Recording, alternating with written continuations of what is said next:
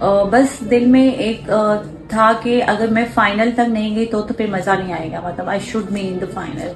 तो मैंने अपने दिल से खेला है, मैं कुछ सोच के नहीं आई थी। तमाशा घर की सबसे अच्छी बात यह है कि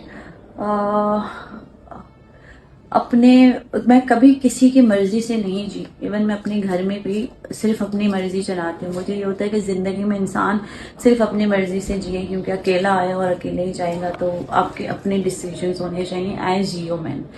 ये अच्छी बात थी कि मैं अपने आप से निकल के 24 घंटे किसी और की मर्जी से रही। पहली बात ये मेरे लिए एक चैलेंज था जो मैं खुद को भी देना चाहती थी। और बुरी बात ये है कि जब मैं योगा करती थी ये लोग बजर बजा देते थे। मेरा ये होता था कि मैं सामने जाके बात करती थी, तो इसीलिए मुझे लड़ाका कहा गया। तो मेरी नजर में ज्यादा बुरी बात ये है कि आप पीछे जाके किसी के बारे में बात कर रहे हैं, दैट इज गीबत, जो कि अल्लाह आपको कभी नहीं माफ करेगा। तो मेरा हमेशा से एजेंडा ये है लाइफ का कि आपको अल्लाह की नजर में बेहतर होना है, ना कि आपको कोई लोग पसंद करें। मुझे ये टाइटल बिल्कुल भी नहीं पसंद आया अपने लिए, क्योंकि मैंने जब जब लड़ी हूं तो किसी के एक्शन का रिएक्शन हुआ है, खुद से मैंने कभी कोई चीज स्टार्ट नहीं किया। तो आई डेंट लाइक दैट टाइटल।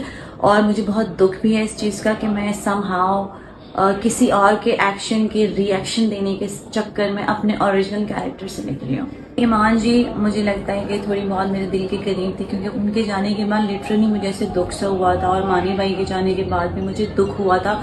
मैंने कभी सोचा नहीं था कि किसी के जाने से मैं रोऊंगी। तो हाँ, मैं इन दोनों का नाम लेना चाहूंगी। और किससे नहीं मिलना चाहूंगी, ऑफ कोर्स आई गेस मैं हुन्ना और माही से नहीं मिलना चाहूंगी, क्योंकि उन्होंने सिर्फ गेम खेलने के लिए मुझे नेगेटिव किया है और मुझे बहुत मेंटली टॉर्चर देने की कोशिश की है, जिनकी वजह से मैं अपने ओरिजिनल कैरेक्टर से निकलती थी, क्योंकि उनके पास कोई कंटेंट होता नहीं था देने को। तो इसीलिए वो घूम फिर के बाथरूम में प्लानिंग करके मेरे पास आते थे, और जो कि मैं खुद अपने कानों से सुनती थी। तो I really didn't like that as human, कि आप एक गेम के लिए किसी इंसान को इतना ना ललकारे कि वो इंसान अपने ओरिजिनल कैरेक्टर से निकल जाए। तमाशा इज वन, क्योंकि वहां पे एक रियल तमाशा लगता है।